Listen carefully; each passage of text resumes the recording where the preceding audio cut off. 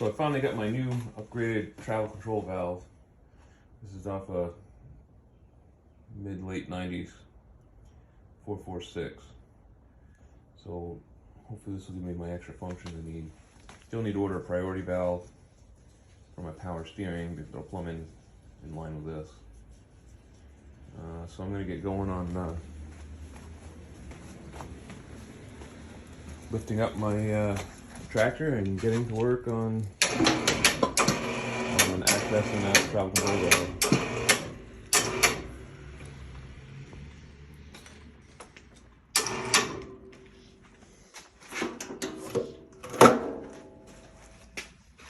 Put some jack stands under it and go to work. So I finally got my new travel control valve. This is off a mid to late 90s 446. So it'll give me some extra options for adding functionality to my tractor. Plus it has the holding valve. So I'm gonna get to work on installing that. I haven't been working on this that much lately. I've been kind of needing that.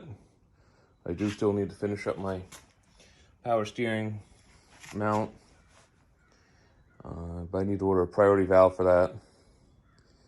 So I'm just going to get to work on this here, try to install this valve. I'll the tractor, lift it up and access that valve. Put a couple jack stands under here so I don't crush myself. I'll let you know when I get that installed. So I've got the new travel control valve put in place, and I've been starting to work on some of my hoses and fittings a little bit. So there's my radiator return line.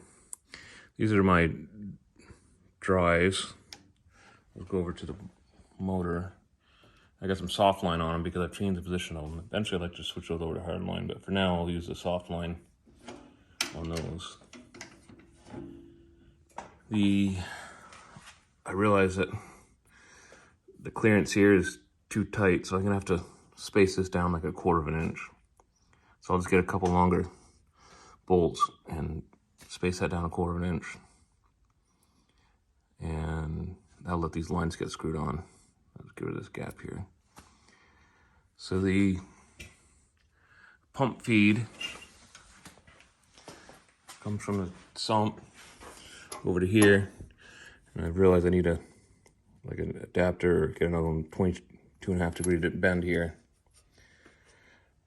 to get that connected into the pump.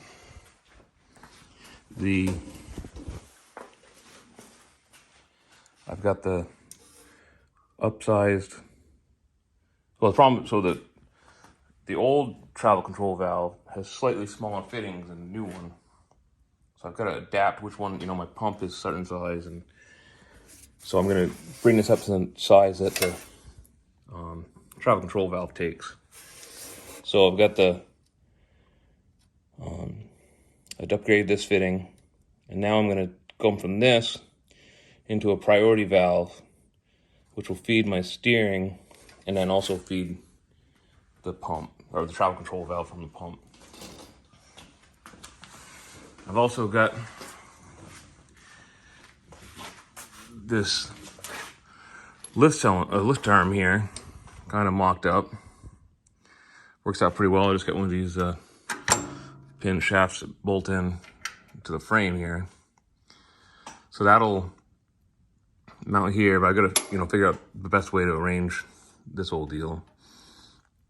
And right now it has a full range of motion without actually rubbing up against this at all. It's just, it seems like it's kind of low in terms of ground clearance. So I think I'd like to get that up a little bit higher. And obviously this is all backwards. It's supposed to be on the other side. So I'll have to reconfigure some of this stuff. Ideally, I think it would be better to have this cylinder on the inside here, come up this way, and then have it come to a pin or some cross link here. So I think that's going to get rearranged a little bit. But I'm once again making progress on this, and hopefully we'll be able to get this thing running pretty soon. So I do have so yeah, this is the input. It's going to come from the motor, but I have to get the priority valve in between here and here. And this is the return to the radiator, I believe. So that's going to go to the radiator and dump back into here. So this line is just mocked up in here. It's not where it needs to be. It's going to get cut back and then brought up. You have to trim something in here to get this up through the radiator. Up in this crack here. Then I'll have to figure out my linkages for my forward and reverse and for this lift. And then I, of course, still want to add a 3-point lift on the back. So I'm going to need to either get some sort of a selectable valve between the two to either use this to lift and then have a selectable valve which output it goes to this one or to the 3-point.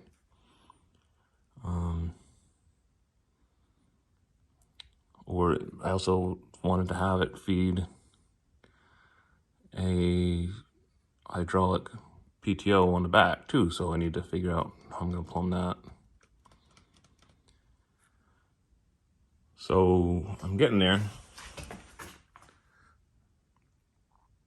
So yeah, I'm probably gonna end this video here, and it's gonna be just a quick update. You know, I haven't done anything on this in like 2 months. I've been waiting on this new travel control valve. So now that I've got that, I can start making progress again. And yeah, so order some parts from Surplus Center and get back at it. Thanks for watching. Please like and subscribe. So I mentioned I want to move this lift cylinder from the outside to the inside. So I did that. I just repositioned the pin. I'll need to machine a bushing for inside there. And I've got the cylinder here on this arm here, and what I've got working is that this, when the cylinder comes out, it lifts this, and it's got this other arm on here, just like the factory has I actually cut that off the other one, has a float arm. I'm looking at the angles and stuff. I think I really want that lift point to be way back here so that when this is lifted, it's going to be like that. And when it's retracted, it'll be something more like this. And then so it'll come out more. So I'm going to, but also like when I cut this out, the joint is pretty sloppy up here and this here. So what I'm going to do is, I'm going to cut this end off here. I'm going to use a 3-bolt and a 3-bolt and use those as my mounting points for whatever I put on here. I'm going to cut this off, and then I've got a solid sleeve. So I'm going to weld this sleeve in to this arm with the steel, with the brass bushing that's going to rotate on here. So I'm going to take this shaft out, cut this out, weld it on the outside, cut this off, and that way this thing isn't hanging down as much too. So cut this off, weld on the outside, machine off this bushing here. Will I do that in a lathe or grind it off, whatever. And then that'll get things working a little better up front here.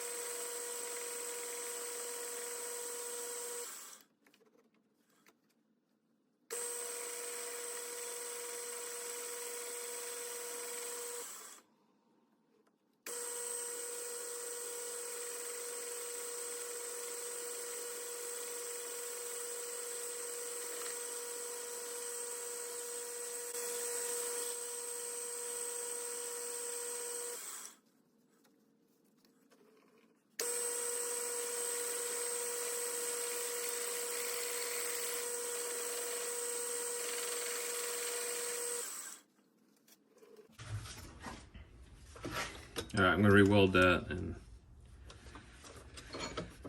re-chuck it. Weld that grab in.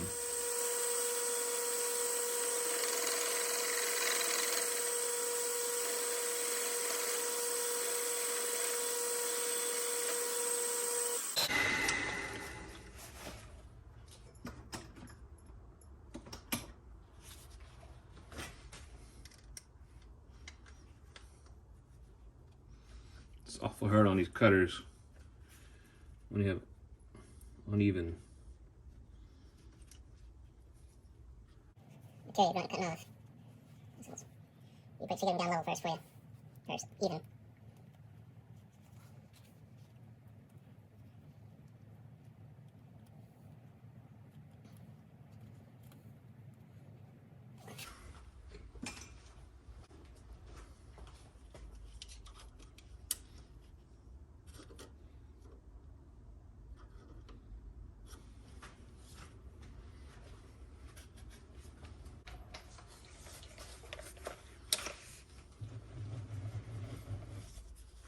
I don't really want to take any more material off, but I just want to dress it up a notch. So use a grinder on the blade.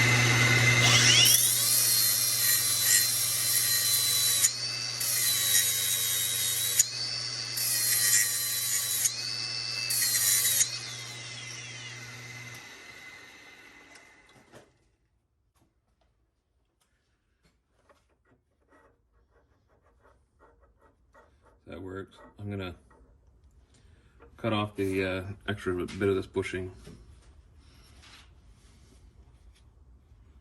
So I'm just gonna tighten this down and throw it back in the lathe here.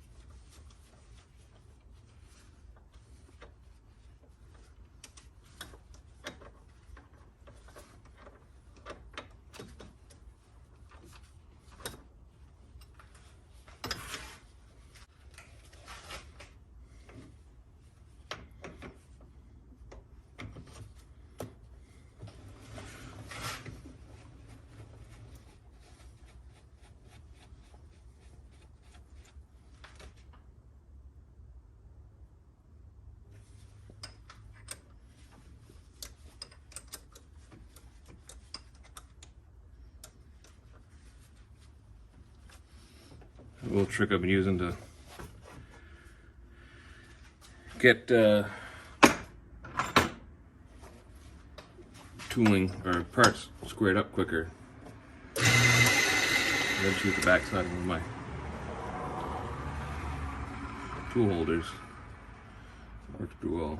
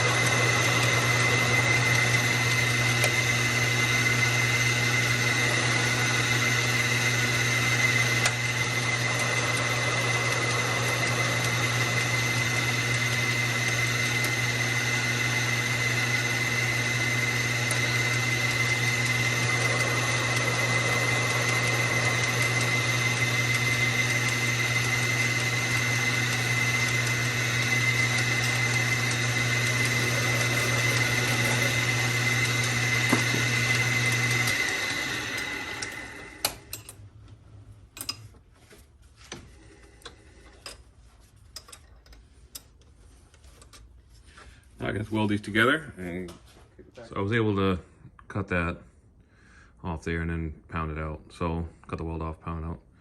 So I'm gonna chuck this in a lathe and turn down this. So I've got that all welded up now. And I was about to use this plate, and then I realized I was gonna do all the work of cutting this and everything. And then I remembered off my other 155, I had the manual lift pin. And because it's got the same bend, it'll actually be more symmetrical. I was gonna put this on here. First I was gonna cut this end off so I get a better weld on the outside of that. And then that'll be my lift. And I was just gonna get the angle, set this where I want it with a cylinder, and then weld a plate on here that'll press up against this. So I've now got the front lift done. So it has a float mode when the tractor is level, and then when the cylinder is extended, you know, the blade will be much higher, and you could have it in places in between here or whatever. But so yeah, when it comes back, it's got the factory float mode. So then this one's got both lift arms are on it, and they both match now, so that's kind of cool. So I'll be able to attach something to that for a lift.